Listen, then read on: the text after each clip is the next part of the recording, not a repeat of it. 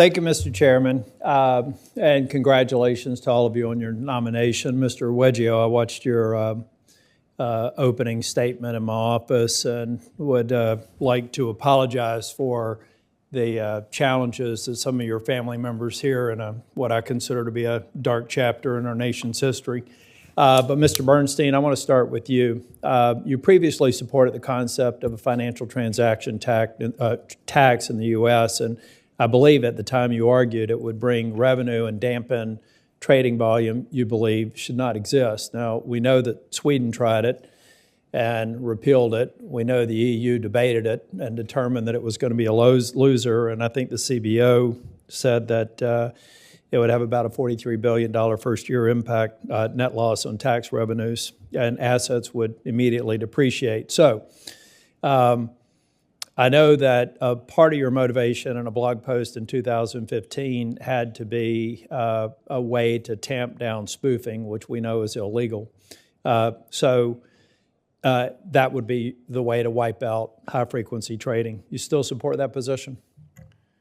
Thank you for the question, Senator. We actually have a few factual disagreements, if I may, respectfully. So first of all, I believe the CBO score over 10 years of the financial transaction cost was in the fairly high hundreds of billions. I think it might have been 700 or 800. My information said it's a $43.9 billion first-year net loss in tax revenues, and it would immediately lower the value of financial assets. So we can certainly follow this up. I believe the 10-year score was around somewhere in the 700 billion in terms of revenue. Why would an FTT in the United States defy the trends of Sweden and the discussion and the assessment of the EU? That's a very good point. So the first of all, I do not currently support or am not working on a financial transaction tax. Okay, good. We can move on. But wait, no, but there are some utilities to that tax. So the Swedish tax was very badly designed, and we actually have a financial transaction tax in this country already, and it funds the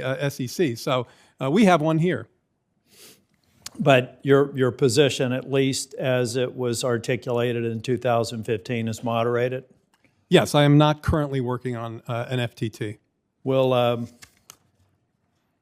is our administration. I guess maybe the only other question, because I'm thinking about how trading has changed so much and how many retail investors there are today, do you feel like the FTT in whatever form or revised form would actually be beneficial to that block of traders? Beneficial? To grow their wealth? Oh, yeah. I do think that the damages of very high-speed trading, particularly when servers are co-located, really we haven't done enough to look into that and to ameliorate it. Now, I don't know if a very small FTT would be a good solution to that. I suspect you and I could have good conversations about that, and if confirmed, I'd like to do so. But that would be where I would land at that right now. Okay. I want to move to another area. I, for one, in the 8 years that I've been here, have seen a major shift in what I consider to be the politicization of certain financial regulators. And in fact, now I think that from where I sit, the Fed is the only one that seems to be trying to keep consensus as the top priority. We saw what happened with the FDIC. But just on Fed independence being a priority of mine, I'm concerned about some of your past writings. And as a neutral institution, I just want to try and figure out where you are. You've worked for President Biden for a long time. I would assume you share his priorities. I do. You've probably been in an advisory role to actually formulate some of those priorities. So as a neutral institution, should the Fed base policy decisions offer prioritization of one race over another? No. I'm trying to figure out then, as you're aware, full employment, you know what full employment is a function of aggregate inputs. Yet I believe you have a proposal out there to pair aggregate economic numbers against cherry-picked data sets. I'm particularly thinking about minority unemployment numbers that being mixed in with the aggregate. It seems like that could distort decision-making. Do you agree or disagree with that? What are you attempting to achieve with that position? So I'm not exactly sure what you're asking about, but let me just say that you and I would agree on and more importantly, President Biden would agree on the absolute critical independence of the Federal Reserve. I think what I would like to see, and then consensus and the FDIC, the SEC. If I had an opportunity, I'd talk about fast and loose rulemaking under the APA, but I'm absolutely. I agree with you in terms of independent regulators critical to what we need to do here.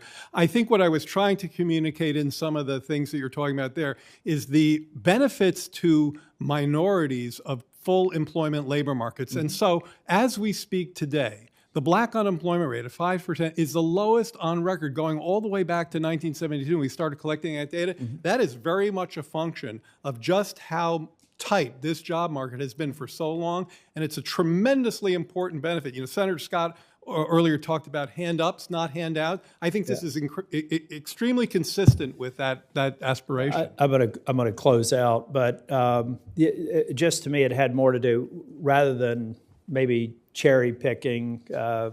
I'm trying to understand how you can, fly at 30,000 feet with certain numbers, and then how you would normalize any sort of level of granularity, and then reconcile that with what are macro level numbers. If confirmed, please be brief. I would be honored to sit with you and explore that question. Okay, thank you. Thank you all. Thanks, sir. Until Senator Smith is